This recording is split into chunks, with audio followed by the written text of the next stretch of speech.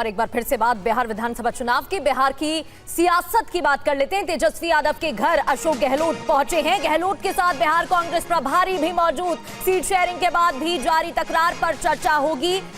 महागठबंधन में 10 सीटों पर एक दूसरे के खिलाफ ही उम्मीदवार उतरे हैं। कांग्रेस और आरजेडी के उम्मीदवार 10 सीटें तो ऐसी हैं जिनमें आमने सामने चुनाव लड़ रहे हैं, सीधी टक्कर है। संयुक्त चुनाव प्रचार को लेकर भी चर्चा होगी। अभी तक साझा प्रेस कॉन्फ्रेंस भी नहीं हुई है और साझा घोषणा पत्र भी जारी नहीं हुआ है।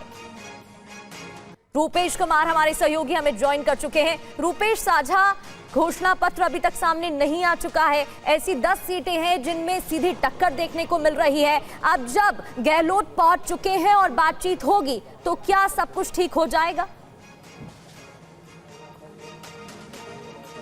देखिए, बिल्कुल बातचीत हो रही है। तेजस्वी यादव का जो सरकारी आवास है पोलो रोड में, वहां पर अशोक गहलोत पहुंचे हैं और इसके अलावा जो बिहार कांग्रेस के प्रभारी हैं कृष्णा अल्लावरू पिछले 5 दिनों से बिहार से बाहर थे।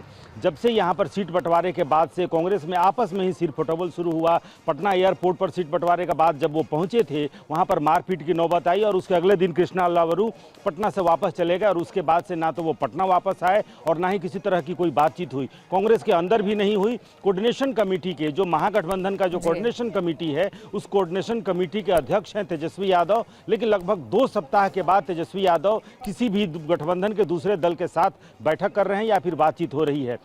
वीआईपी के मुकेश सहनी हर रोज यहाँ पर आते थे, लेकिन उनके साथ भी पेच फंसा, वो भी यहाँ पर आना उनका बंद हो गया। कांग्रेस के साथ से सारी बातचीत बंद हो गई थी और उसका नतीजा ये हुआ कि जिसको जहाँ पर उन्होंने तय किया था कि हम वहाँ पर उम्मीदवार देना है, वहाँ पर उन्होंने उम्मीदवार दिया। पहले जो स्थिति थी 13 ऐसी सीटें थी जहाँ पर गठबंधन के 2 दल आपस में ही, जिसे फ्रेंडली फाइट कहें, वो फ्रेंडली फाइट की स्थिति बनी थी। लेकिन फिलहाल 1-2 जगहों से नामांकन वापस हुआ है। लेकिन अभी भी स्थिति यह है कि 10 जगहों पर, जिसमें 4 जगह ऐसे हैं जहां पर कांग्रेस और आरजेडी के बीच सीधी टक्कर होने जा रही है। और उसी गतिरोध को दूर करने के लिए अशोक गहलोत यहां पर पहुंचे और उनके साथ बिहार कांग्रेस के प्रभारी भी यहां पर मौजूद हैं और ये बातचीत चल रही है। कल एक साझा प्रेस कॉन्फ्रेंस करने की सूचना, और ये आरजेडी के जो प्रवक्ता हैं उन्होंने भी कहा है कि कल महागठबंधन संयुक्त रूप से बैठेगा। संयुक्त घोषणा पत्र की बात तो अभी पीछे है, लेकिन सबसे पहले कि संयुक्त रूप से ये कहा जाए कि सब कुछ ठीक ठाक है महागठबंधन में, संयुक्त रूप से चुनाव प्रचार करेंगे कि नहीं, संयुक्त रूप से घोषणा करने की बात। सही कहा आपने, वो देखने वाली बात रहेगी, सहमति बन पाएगी या नहीं। बहुत बहुत शुक्रिया। तो तेजस्वी यादव का एक और बड़ा ऐलान, जीविका दीदियों को सरकारी कर्मचारी का दर्जा दिया जाएगा। ये बड़ा ऐलान पीसी के दौरान उन्होंने किया। प्रेस कॉन्फ्रेंस के दौरान कई और बातें। जीविका दीदियों का वेतन 30,000 रुपए महीना होगा, यानी कि 10,000 से 30,000 रुपए महीना कर दिया जाएगा।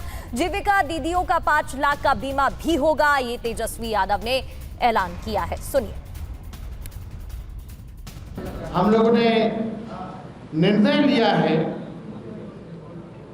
कि जितनी जीविका सीएम दीदियां हैं, यानी कम्युनिटी मोबिलाइजर्स हैं, उन सभी सीएम दीदियों को स्थायी कर उन्हें सरकारी कर्मचारी का दर्जा देकर उनके वेतन को 30,000 प्रति माह हम लोग करेंगे। ये कोई मामूली घोषणा नहीं है। ये कई वर्षों से हमारी जीविका दीदियों की मांग रही है कि जीविका दीदियों को स्थायी किया जाए। और अब इस ऐलान के बाद सियासत भी तेज हो गई है। तेजस्वी के वादे पर बिहार के डिप्यूटी सीएम सम्राट चौधरी और केंद्रीय मंत्री चिराग पासवान ने क्या कहा, सुनाते हैं।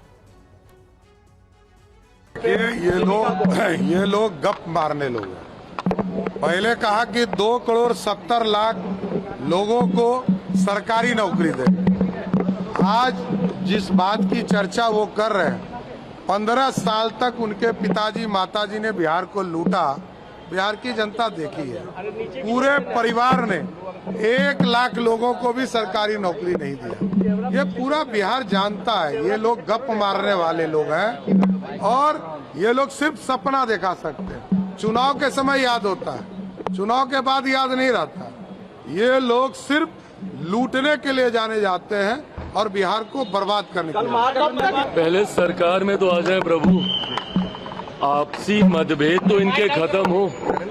जिस तरीके से in fighting with in the alliance चल रही है महागठबंधन में, और जिसकी वजह से महागठबंधन पूरी तरीके से कोलैप्स हो गया, उसके बाद भी अगर इनको ऐसा लगता है कि ये सत्ता में आएंगे, तो मुझे लगता है कि ये मुंगेरी लाल के हसीन सपने जागते हुए भी ये लोग सपने देखने का काम कर रहे हैं।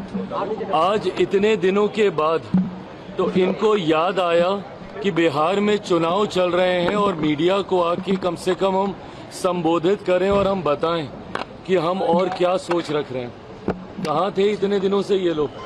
एसी कमरे में बैठकर सिर्फ अपनी महत्वाकांक्षाओं के विवाद को सुलझाने का काम कर रहे थे।